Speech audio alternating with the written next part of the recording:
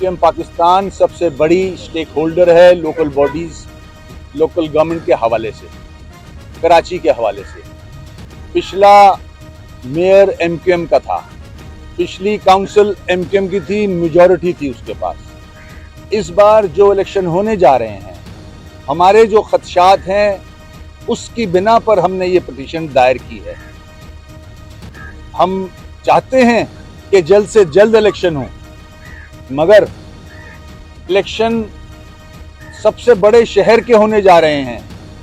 पाकिस्तान की शहरग कराची, जिसके साथ 2 पोर्ट लगे हुए हैं, 3.5 करोड़ से ज्यादा की आबादी है शहर की, उस शहर के इलेक्शन होने जा रहे हैं, तो फेयर एंड फ्री इलेक्शन तो कराए जाएं। अब वो फेयर एंड फ्री इलेक्शन कैसे हो सकते हैं? एमक्यूएम पाकिस्तान ने पिटीशन दायर की हुई थी 2017 में सुप्रीम कोर्ट में कि बल्दियाती सिस्टम को मजबूत किया जाए।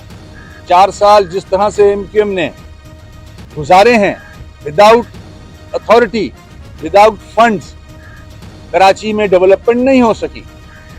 अगर उसी सिस्टम में रहते हुए फिर से लंगड़े लूले इलेक्शन करा दिए जाएंगे तो मेयर किस काबिल होगा?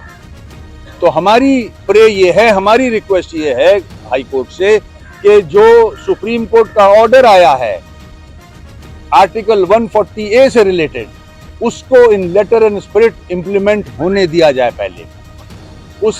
उसके बाद जो जेरीमेंडरिंग्स हुई हैं इलेक्शन प्रोसेस के लिए, जो हल्का बंदियां की गई हैं, उसमें बहुत सारी खामियां हैं, उन खामियों को दूर किया जाए। उसके साथ जो इलेक्टोरल प्रोसेस में जो वोटर लिस्ट होती हैं उसमें बहुत सारी खामियां हैं, उनको ठीक किया जाए। उसके बाद इलेक्शन कंडक्ट कराया जाए।